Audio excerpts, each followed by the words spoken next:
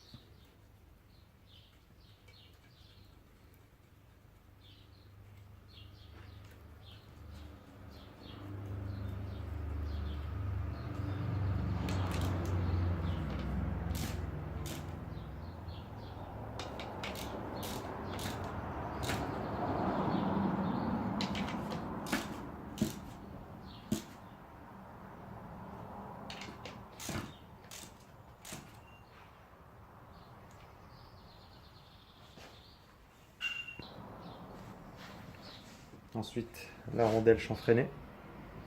Donc le chanfrein côté intérieur au moteur.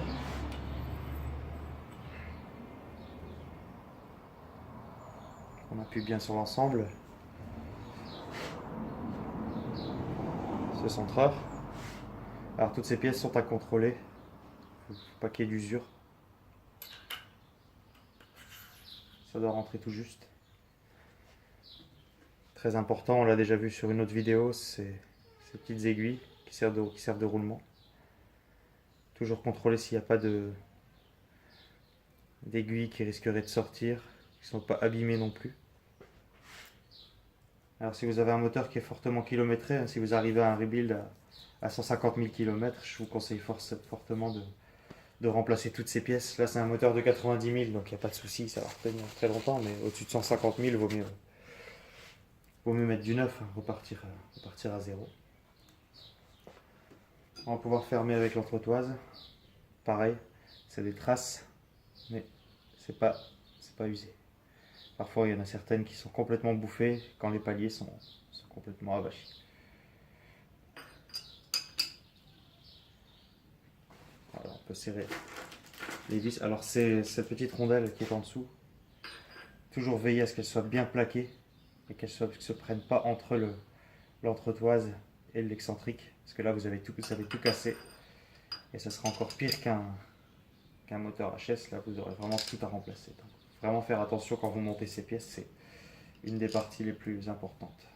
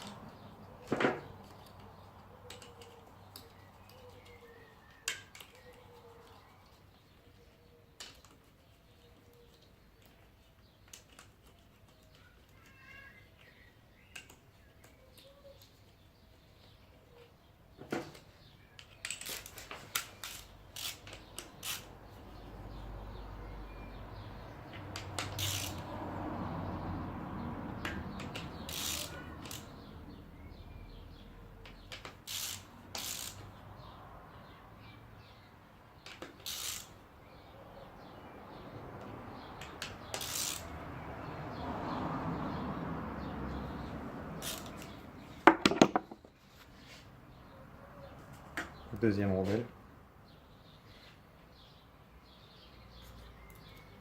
Alors celle-ci elle est vraiment au bord. Vraiment faire attention de ne pas la faire tomber au serrage. Donc bien plaqué.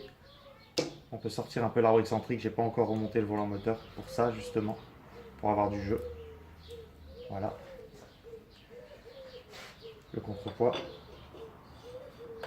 Alors s'assurer que la rondelle qui est derrière ne soit pas partie non plus. Vous voyez, dès que j'ai bougé le contrepoids, la rondelle est partie. Donc faire très attention. Bien plaqué contre. On va pouvoir remonter la chaîne en même temps que la poulie de pompe à huile.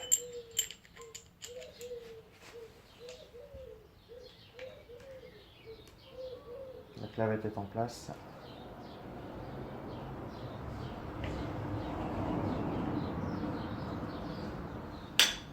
Voilà, on peut remettre la clavette du haut. En tournant, on fait tourner le contrepoids jusqu'à ce qu'on puisse rentrer. Alors quand tout est bien placé, vous avez la clavette qui doit sortir légèrement ici. Voilà, on va pouvoir remettre cette petite rondelle d'arrêt. Il y a un sens, un petit ergot ici.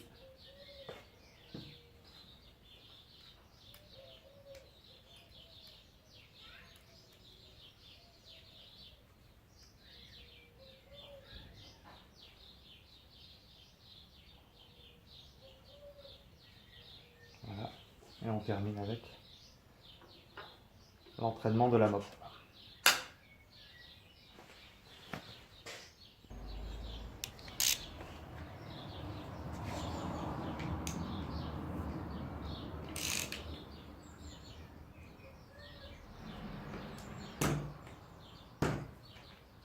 On serre assez fort.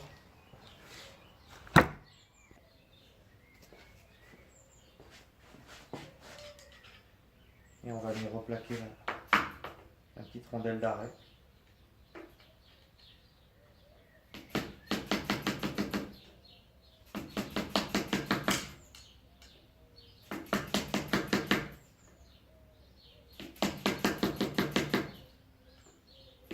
Toujours avec un petit maillet pour ne pas abîmer la pompe à huile, sans taper très fort. Voilà, on vient comprimer la petite rondelle pour empêcher que ça se desserre par la suite. Le jeu normal de la pompe à huile.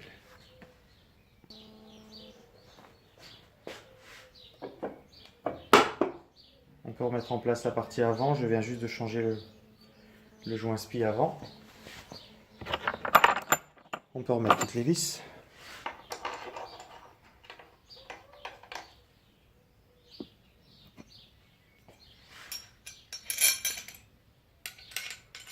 Le support qui va avec pour pouvoir lever le moteur.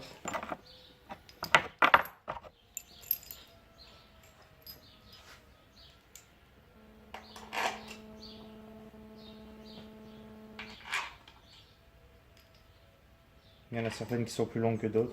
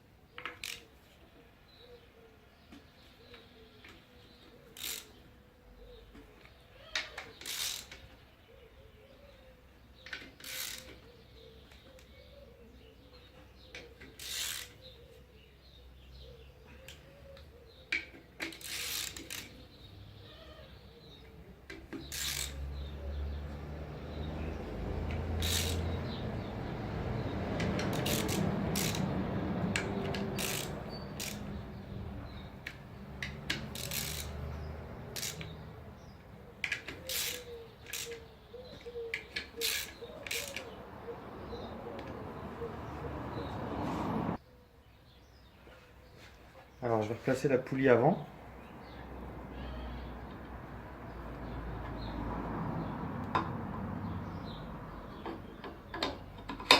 Voilà.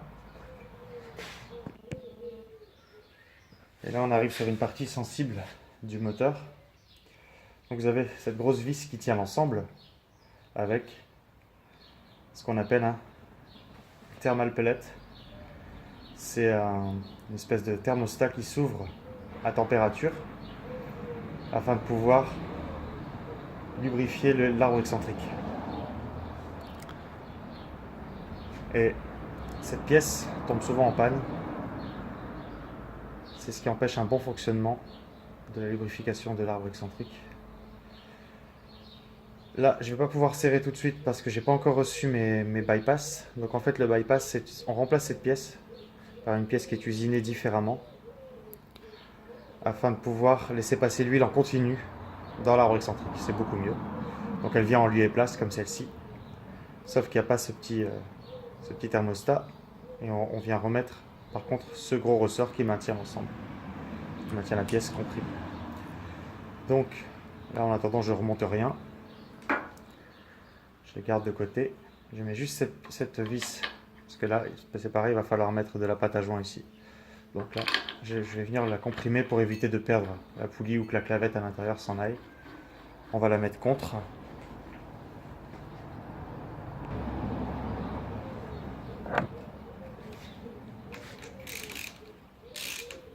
Comme ça on peut serrer un peu. Et on va pouvoir faire tourner un petit peu le moteur du coup, tout doucement.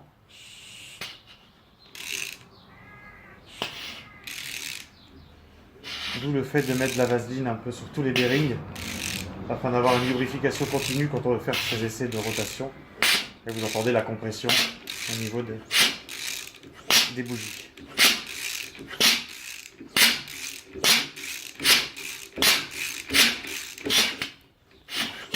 Ça tourne correctement. Surtout quand vous faites tourner comme ça. Regardez si vous ne trouvez pas que c'est un peu vrillé. Il faut vraiment que ça tourne rond. Si c'est un peu vrillé ou que ça fait des oscillations comme ça, il faut redémonter, c'est que derrière vous avez mal remis quelque chose. Là ça tourne très droit.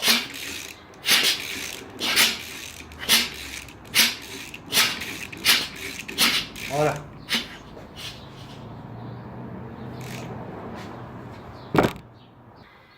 Donc, comme je vous ai dit, je le desserrerai tout à l'heure. J'attends les pièces aujourd'hui, le kit de thermal palette. Et je serrerai ça tout à l'heure. Maintenant, on va passer à la pose du volant moteur, la clavette, bien droite pour ne pas être embêté.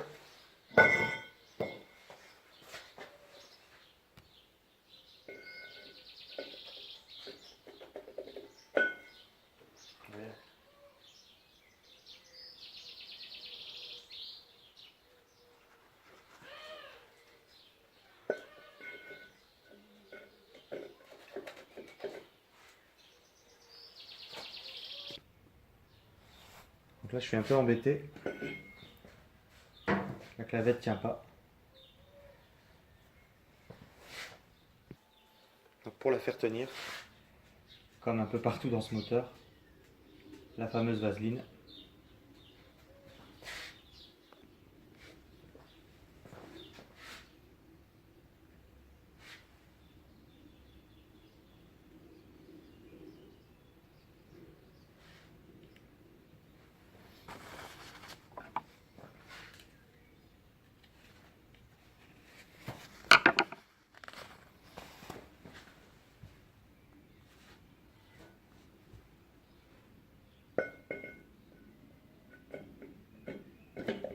Et voilà, ça va beaucoup mieux. Le petit écrou de 54, il faudra mettre du frein filet fort dessus. Donc en attendant, je le revisse dessus, à l'endroit si possible. Voilà, avec la petite douille.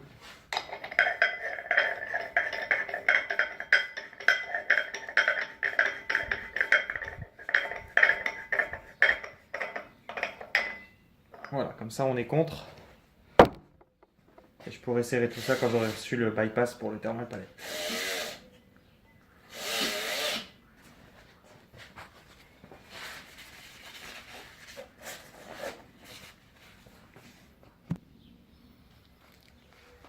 Ensuite, on pose le moteur sur le volant moteur afin de pouvoir remonter dans un premier temps la crépine.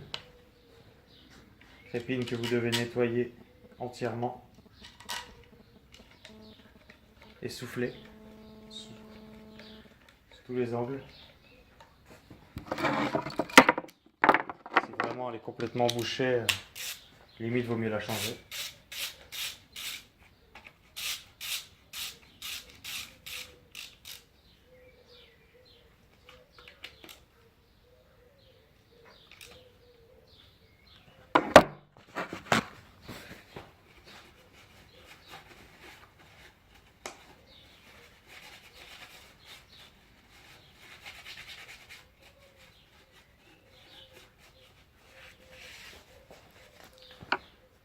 Si jamais vous avez un excès de pâte à joint ici, vous pouvez le retirer. Là c'est minime, on peut le laisser. Mais comme ça a été fait hier, ça se décolle très facilement. Voilà, ça évitera que ces petits morceaux partent se loger dans la crépine et bloquent l'arrivée d'huile. Alors d'origine c'est pas retiré. Quand on ouvre un moteur, je vous montrerai dans une prochaine vidéo l'ouverture d'un moteur avant diagnostic. Et vous verrez que la pâte à joint d'origine est beaucoup plus costaud et ne s'arrache pas si facilement. C'est une espèce de mastic un peu comme la colle à pare-brise, mais blanche, qui devient jaunâtre par la suite. Voilà, on enlève un peu l'excès, comme ça il n'y aura jamais de pâte à joint dans la crépine. Ce qu'on va en remettre sur le carter, alors je vous l'ai montré dans une autre vidéo. On met de la pâte à joint sur le carter d'huile, on en met très peu, pour éviter justement de boucher la crépine avec les excès. Donc pour suivre, le filet de pâte, un peu comme sur le bloc moteur. Assez homogène, pas trop d'épaisseur, on laisse comme ça, on va monter le carter. Pareil, le carter, il faut le nettoyer vraiment de fond en comble et le souffler, démonter cette pièce. La souffler également, nettoyer à l'essence, comme ça sèche bien. On repart avec un carter d'huile complètement neuf, qui a aussi été repeint. Voilà.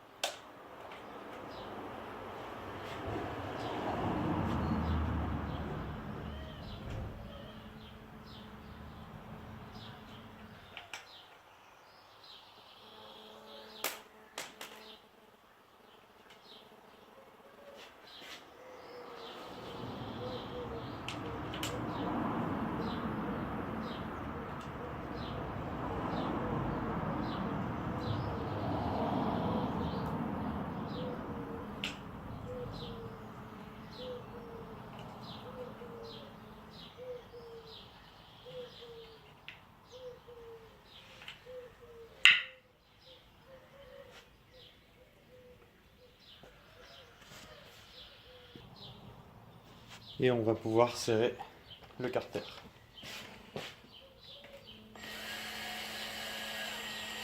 On va d'abord le rapprocher à certains endroits.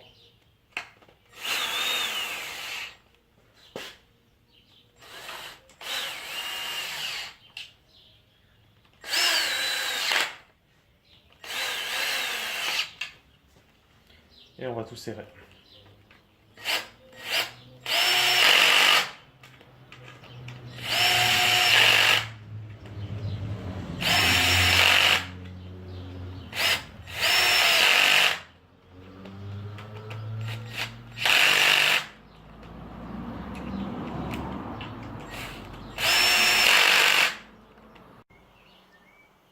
Alors, ensuite, la vidéo a coupé tout à l'heure, j'étais en train de serrer avec la visseuse. Alors si vous voulez serrer à la visseuse, ne faites pas ça avec une visseuse bon marché. Prenez une visseuse de qualité qui va respecter un couple. Sinon, vous me serrez ça là. De toute façon, vous verrez, vous aurez des fuites. Donc, dans l'ordre, on va commencer par remonter la mop avec son joint.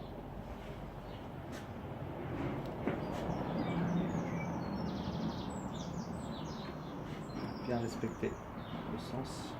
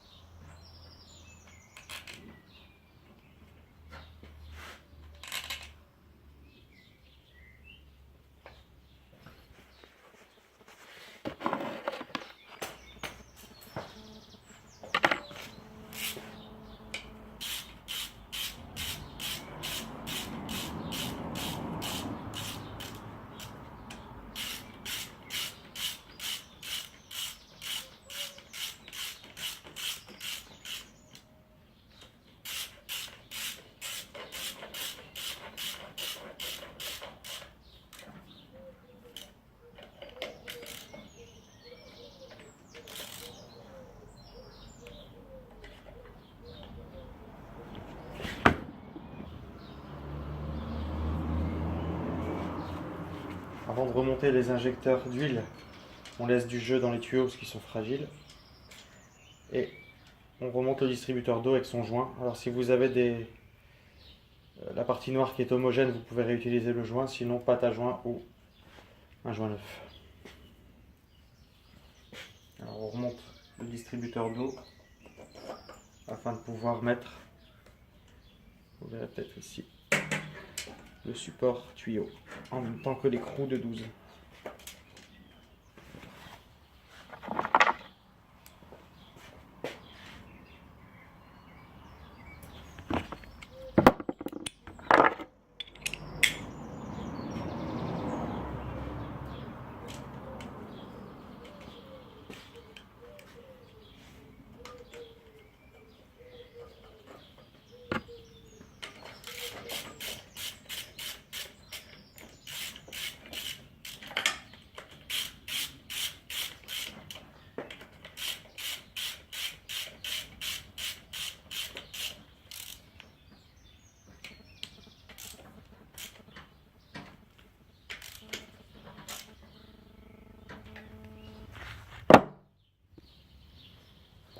Donc dans l'ordre, on va remonter les 4 injecteurs d'huile. Faire attention, un joint, c'est un raccord banjo, donc un joint ici. On met l'injecteur sur le bloc avec le petit tuyau et on met le joint comme ceci.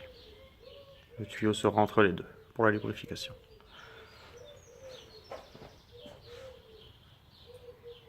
On rentre l'injecteur dans le tuyau, le joint, et on visse sur le bloc. On fait pareil pour les 4.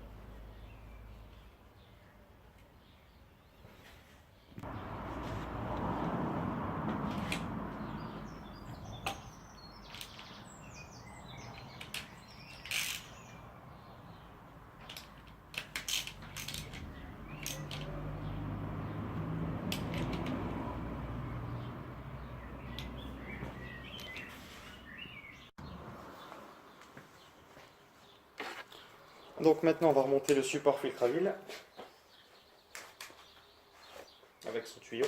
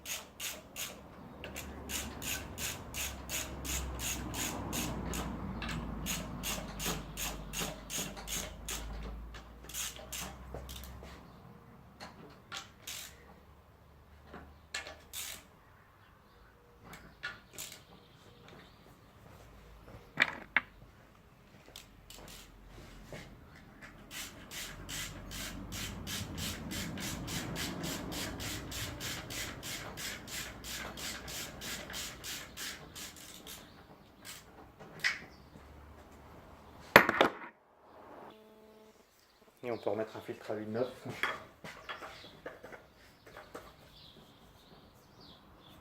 Voilà, on ne serre pas fort, ça sert à rien du tout. De toute façon, on va le changer juste après rodage, qui va faire 1500 km. Vous voyez, vous pouvez le desserrer assez facilement. Sinon, une fois sur le véhicule, vous ne réussirez pas à le desserrer.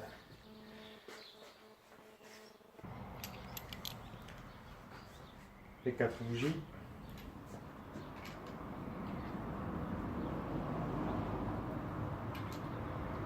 J'ai pas encore reçu les neuves. On va remettre les anciennes pour le démarrage.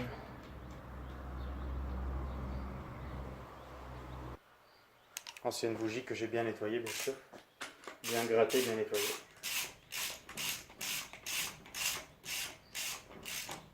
On ne serre pas ça fort, ça sert à rien, on va les remplacer.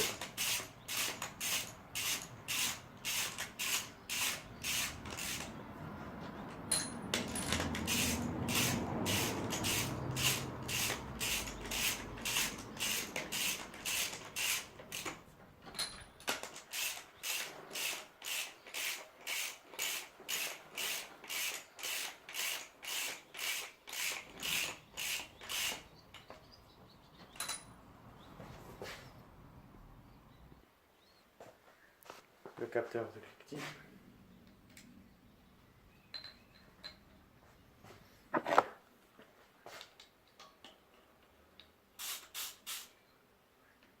Légèrement délié pour pouvoir mettre la connectique. Ça ne sert pas fort non plus. On va remettre le capteur PCM à l'avant du moteur.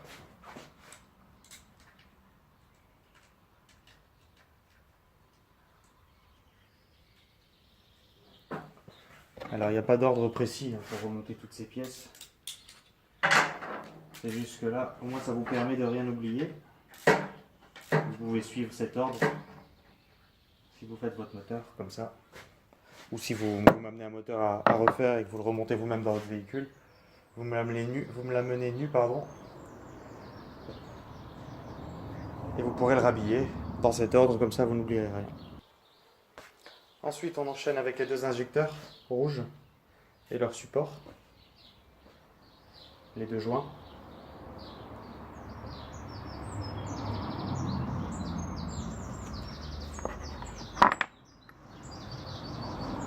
Et les 4 petits tuyaux de dépression des injecteurs d'huile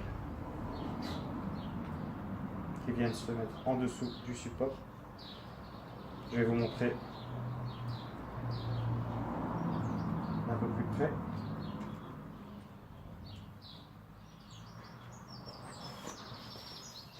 Ainsi que les deux vis nécessaires. Donc c'est des vis de 12, mais c'est celles avec les grosses rondelles incorporées.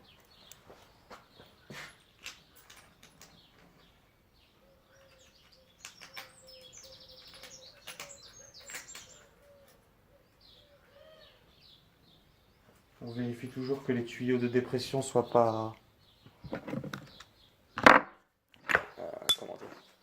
trop rigides. Si c'est le cas, il faut les remplacer.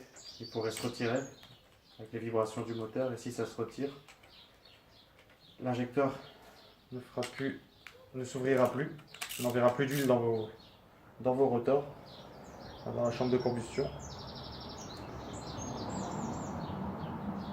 Et vous n'aurez plus de lubrification et vous allez casser les apex.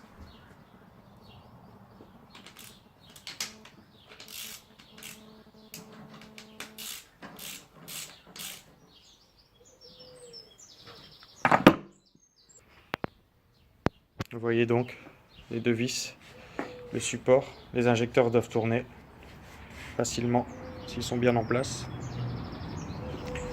Voilà, le tuyau de dépression qui va aller juste avant votre débitmètre et les 4 petits tuyaux enfoncés. Voilà. On laisse ça pour la rampe d'injecteur.